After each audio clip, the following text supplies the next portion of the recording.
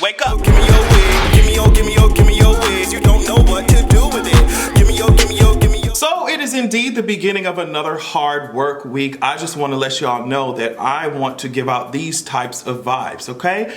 This is Megan Thee Stallion dancing to Free Yourself by Fantasia. And I just want you all to know that's the energy, that's the type of feeling that I want my content to give you all while you are doing what needs to be done this week. If you want some more of my content, make sure that you go to patreon.com/AsianExpression. You're most likely watching this on Monday or Tuesday, and if that's the case, just know that every Tuesday, the Expression podcast comes out on patreon.com/AsianExpression. So you need to go there, check it out, let me know what you think, all right? There's extra content, early content, articles, pictures, audiobook realness. Just go over there and sign up, okay? We are at around 250 patrons, and the short-term goal is 300. I know we can do it. So first, I wanted to talk about what LaKeith Stanfield said, and he said on his Instagram post, it's now been deleted, but he said the Shade Room, Lipstick Alley, Breakfast Club, World Star, and many others are anti-black. He said, it's a fact that a lot of these platforms are usually or tend to be feeding grounds for negative reinforcement towards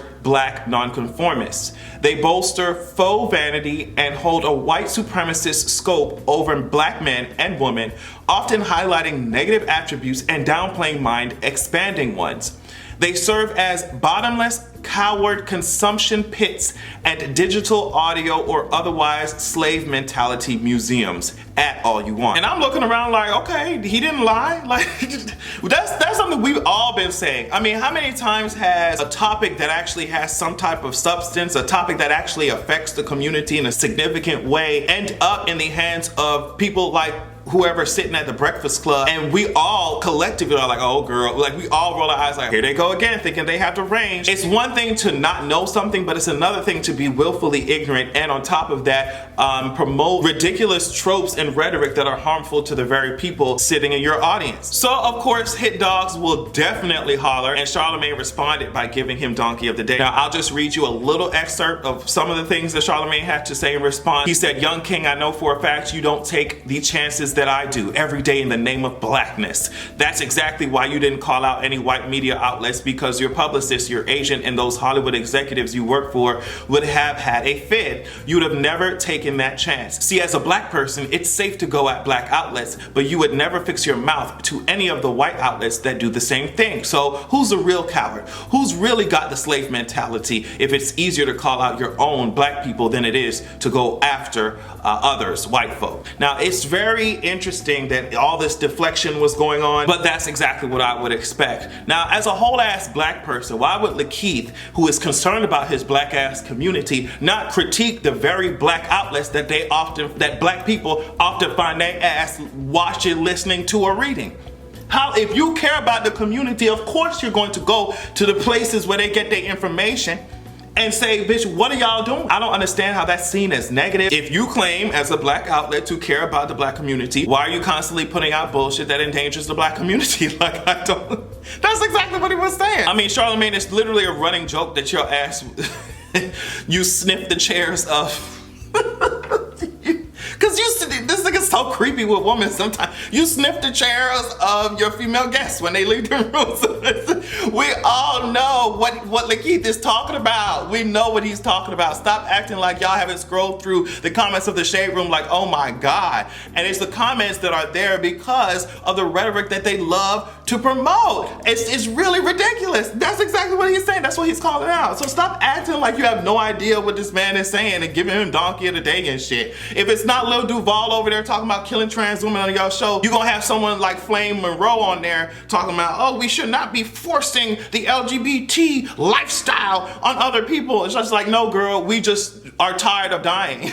And that's why LaKeith released a diss track on your ass called Automatic. Sis, y'all can go ahead and listen to it if y'all want to, but I just thought this image was funny and very representative of exactly the types of things that we're talking about. Anyway, speaking of more dumb takes, let's talk about Obama and Biden. Let me start with Biden first. So despite the fact that there's years worth of research done saying that marijuana is not a gateway drug, including the fact that the National Institute on Drug Abuse said the majority of people who use marijuana do not go on to use other harder substances. Biden, in a town hall in Las Vegas, he said, the truth of the matter is there's not nearly been enough evidence that has been acquired as to whether or not It is a gateway drug. We got to have Biden work on the construction of these sentences. But he also said that it should not be criminalized or whatever. He said records should be expunged, but then he says it should be left up to the states. It's like, girl, what are you doing? We can go back to his views on busing. He said that he didn't include himself with pro or anti-busing forces. And the reason I bring that up is because a lot of politicians will want to walk this stupid ass line. He gives me very much, I don't want to take a stand type of tease, and even the stand that he did take, let's talk about it. This is coming from the Washington Post. Throughout most of his legislative career, Biden championed tough criminal penalties for possession, including in the 1994 crime bill, which many critics have since linked to a rapid rise in mass incarceration and mass policing. So I'm not surprised, but it seems like he just wants to continue to throw out whichever young person thought that they would be voting for his own. And it's not even just age, it's just progression of thought, I guess, research, simple research that could be done, because Sanders ain't saying that dumb shit, you know? So age has nothing to do with it. He just is completely out of touch. Let's just talk about Obama. It's crazy because when he left office, I was like, okay, maybe he's gonna start talking more boldly about what he actually, nope, yeah, he spoke more boldly, but it's definitely not in a way that I thought it would be. And I was completely ignorant about a lot of issues when Obama was president. Now that I know, I'm just like, girl, why was we excited in the first place? Anyway, this is what he said at the Democracy Alliance in front of a bunch of wealthy liberal donors. He said this is still a country that is less revolutionary than it is interested in improvement. He said the average American doesn't think we have to completely tear down the system and remake it. He said voters, including Democrats, are not driven by the same views that are reflected on certain left-leaning Twitter feeds or the activist wing of our party. He said that's not a criticism to the activist wing. Their job is to poke and prod and text and inspire and motivate, but the candidate's job, whoever that ends up being, is to get elected. It's very crazy for someone to have been, working on this. Yes, we can. We need to completely change this shit around. We got to move forward. We have to take bold stances and move it. Now it's just like, well, calm y'all little asses down. It's so much of this talk against the activists or against the advocates, people in general who are trying to push certain things forward. Honestly, that would not have been taken seriously had they not been constantly writing, doing think pieces and talking. It would not have even been talked about by these politicians if it were not for them. I don't understand why he's going so hard on the super left instead of dragging the shit out of the established systems that he apparently thinks don't need to be taken down, that are constantly killing the shit out of us and silencing us. If you want someone to drag that. Like, why is he constantly coming at people of his own party? Sit your ass down! So after Chick-Fil-A got dragged so hard for their charity donating to anti-LGBT groups, they said that they're going to try and seek tax breaks in another way. This is coming from the Business Insider. Chick-fil-A said that it would no longer donate to the Fellowship of Christian Athletes and the Salvation Army, two groups that have been criticized by LGBTQ activists. Now, their CEO, Dan Cathy, let's keep in mind that even though he claims to not be donating to these motherfuckers using Chick-fil-A money, this is the CEO, Dan Cathy, said that the company supported the biblical definition of the unit, and he called it prideful and arrogant for individuals to think that they can define what marriage is. Now, even though human individuals did so and wrote the book that y'all worship. They also donated to the Family Research Council, which was labeled a hate group by the Southern Poverty Law Center. So they said they fulfilled their obligations, their charity obligations in 2018, and they said they're moving on now. For 2020, they're committing $9 million each to education, homelessness, and hunger. So they said, all right, you won, y'all won.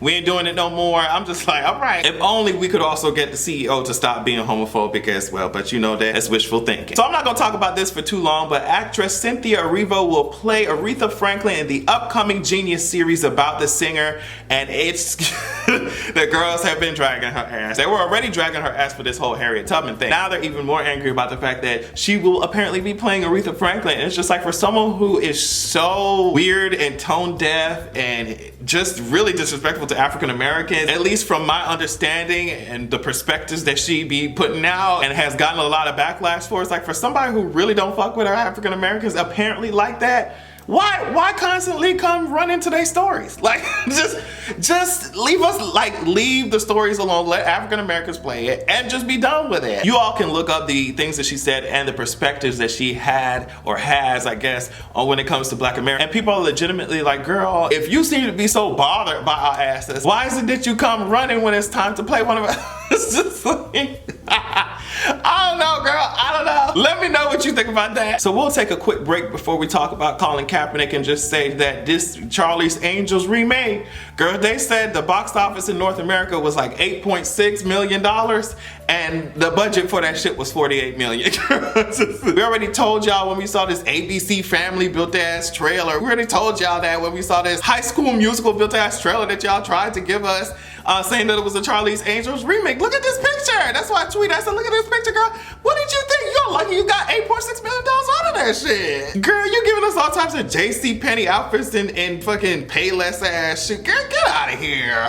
They're really surprised, girl. You better tell something to your financial investors, girl, because, girl, $8.6 million from 48. Oh, I know somebody mad. I know somebody mad, girl. So I don't know much about sports. Y'all already know that. But apparently, Colin Kaepernick hosted his own workout after after he was supposed to basically be displaying his physical powers and attributes in front of all these people at the NFL, even though 32 teams were not interested in his ass. All of a sudden, the NFL came out saying, actually, come show us what you got, and then maybe we can reconsider. And there were so many issues, apparently, that Colin Kaepernick was just like, no, I'm gonna just do my own workout and we'll see who comes. So this is coming from Howard Bryant from ESPN. On Friday, in addition to not having media access, the NFL suggested that Kaepernick's own team would be prohibited from filming the workout, thus leaving NFL as the only entity with access to the video being sent to 32 teams.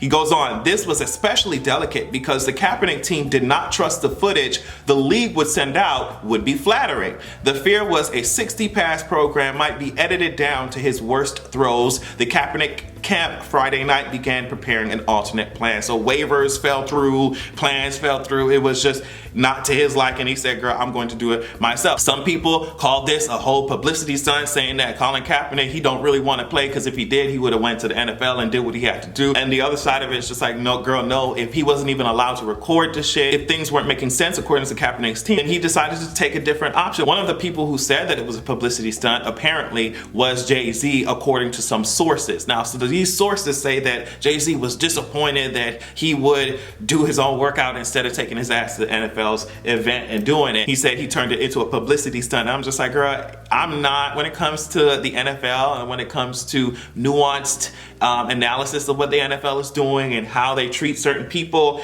I'm definitely not listening to Jay-Z. I'm definitely not listening to Jay-Z, girl, like, at all. So I would like to know what you guys think of that whole situation. Like I said, I don't know a whole lot of shit about sports. All I know is that it seems to be more complex than some people are making it out to be. People like Jay-Z or people who are holding his same sentiment. So I would really like to know what you guys think about that. So lastly, this impeachment inquiry is still going on, girl. Several witnesses in the inquiry have corroborated the whistleblower's allegation that Trump sought to pressure Ukrainian president into investigating a company once connected to former Vice President Joe Biden and his son. So that's what's going on. Nancy Pelosi apparently offered Trump's idiotic ass to testify either in person or in writing. And in an interesting turn, Trump said that he would really consider it. He said he would consider it even though, according to him, he did nothing wrong. And also, he doesn't want to give any credibility to this is what he called it, the no due process hoax.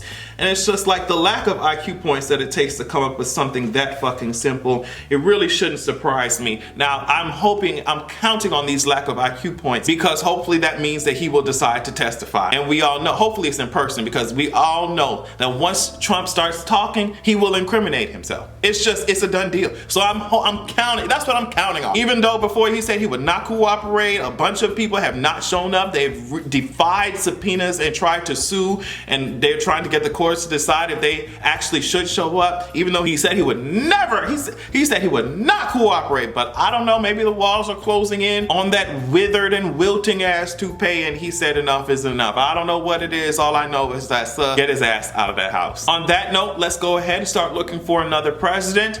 and make sure that it's not Joe Biden so that we all can have at least some form of a good goddamn evil.